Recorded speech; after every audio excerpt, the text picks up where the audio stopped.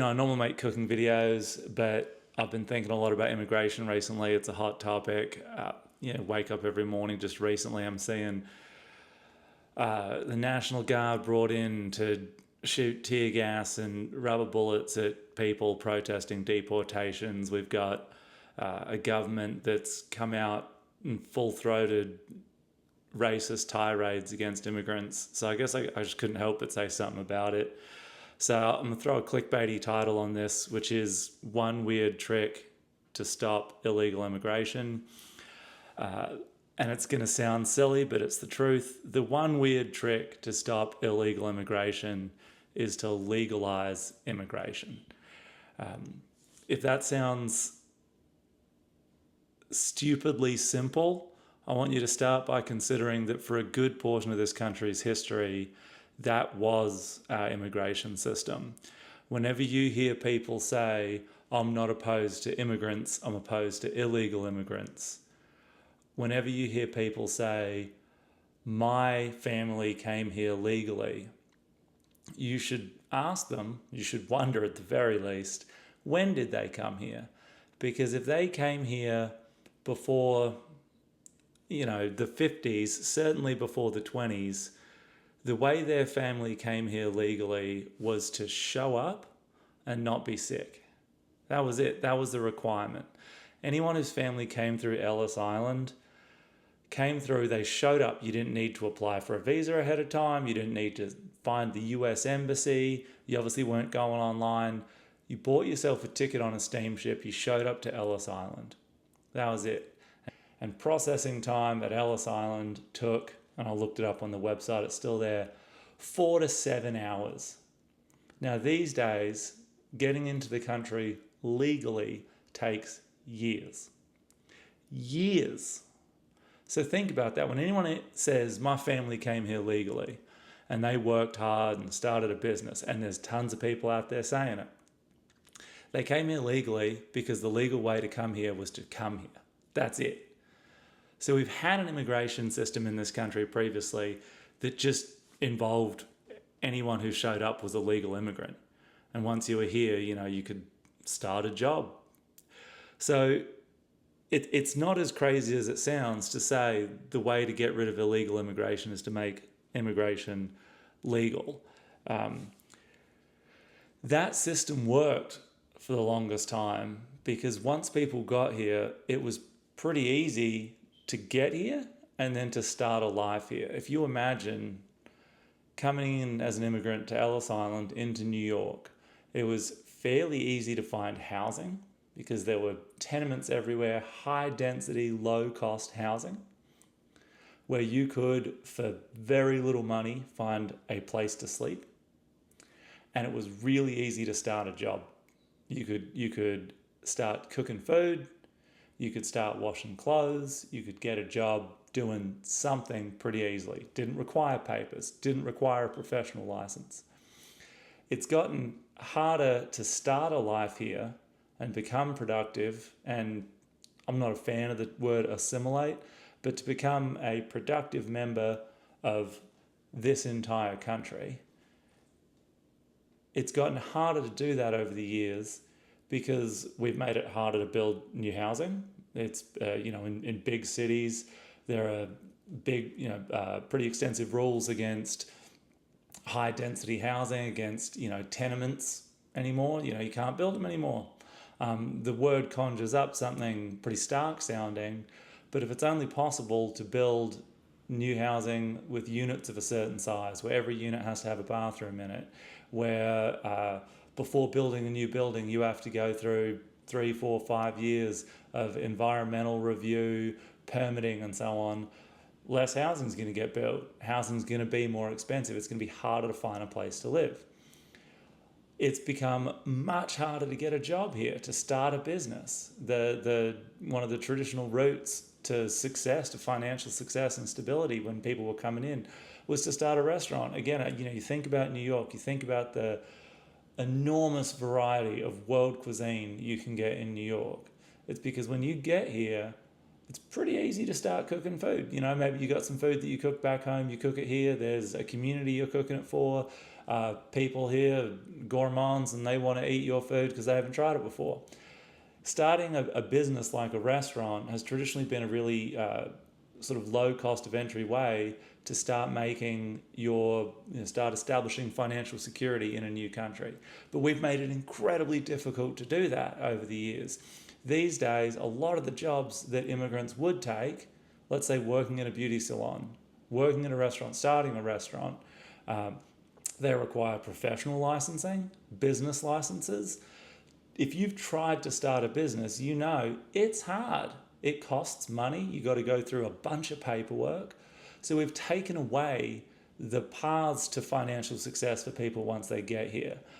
What's interesting about that, to me at least, is that the impediments to financial success for immigrants, the impediments to immigrants becoming even more valuable to this country, and they are valuable, I don't want to say they're not, right? Those impediments are, I think, pretty clearly progressive laws. Wage and hour laws, professional licensing laws, zoning rules, things like that are fundamentally progressive laws. They're laws that people on the left will champion most. And that's interesting to me because there really isn't, as I see it, a conservative argument against immigration. The arguments that people make when they are most opposed to illegal immigration or immigrants generally are not at all conservative. At worst, they're racist. And if you look at the history of immigration policy in this country, it is rife with racism. The first immigration laws we had weren't laws saying, you've got to do the right paperwork and live here for this amount of time and show financial success. The first immigration laws we had restricted people based on national origin. We had laws that said you can't come here if you're from this country. We can only have this many people from this country. We were profoundly afraid of dark-skinned Europeans, Jews. We were afraid of Italians. We were afraid of the Irish. We had the Asian Exclusion Act, for the longest time Chinese Exclusion Act. We had laws in this country specifically prohibiting the immigration of Asian people, specifically Chinese people, until, the 50s, 60s? It's crazy the blatant history of racism in our immigration system. Now, we haven't had until just recently that same level of outright racism in immigration law or policy, executive policy. But a lot of the arguments against immigration are founded in the same basis. People don't want the character of our country changed. They don't want people coming here if they won't assimilate, if they won't speak English. Now, all those are wrapped up in this idea of what man, look at me, Freudian slip, the right kind of person to be here is, right? I want to set those aside. I mean, they're there, it's part of it. If you have a fundamental belief that people should only come here if they're white, or if they should only come here if they speak English, that is a deep cultural, social, and personal issue that people need to work through, we need to work through as a country. But setting aside those fundamentally racist arguments against immigration, the other arguments against it that aren't specifically rooted in those racist tropes and racist beliefs are also fundamentally, at best, socialist. So people have the belief that, let's say, the government should control immigration to somehow preserve the nature of our country, the quality of our country, to help shape what our country should be. Now, if the idea is that the government is responsible for making society, for making us, as the people who elect it, into what it wants, that is not at all a conservative belief. That is a fundamentally big government argument that the government should create a more utopian society. And I reject it. I mean, I'm pro-immigration, but at heart, I'm very much opposed to most governmental policies in a way that, depending how you talk to me, will sound conservative. I'm not calling myself an anarchist, but the argument often is rooted in this idea that you get to control who you let into your house, right? You don't get, would you let an illegal immigrant into your house? This is our house. We get to control who comes in, who comes out. What's a nation without borders? If we can't control who comes and goes, we're not really a nation anymore. Then it's not your house if you don't get to control who comes in and who goes out.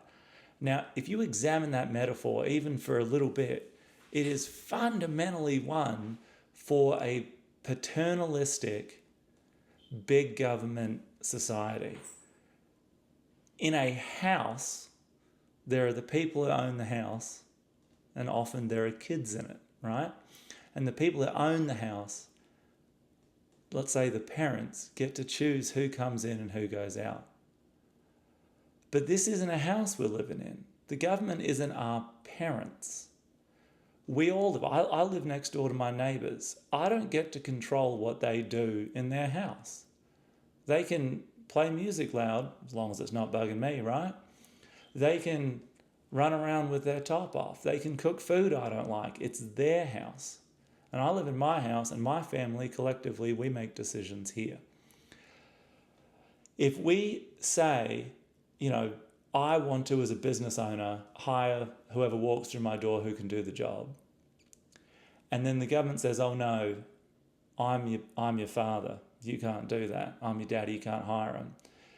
That metaphor of this government as a house, the country as a house, puts the government in the position of our parents, and we're all children being told what to do.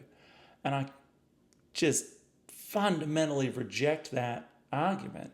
And any conservative, anyone who fancies themselves a conservative, who believes that government is endowed with the rights we give it. We have rights as individuals, and we have created a government to secure our rights. Not to give them back to us, but to secure them.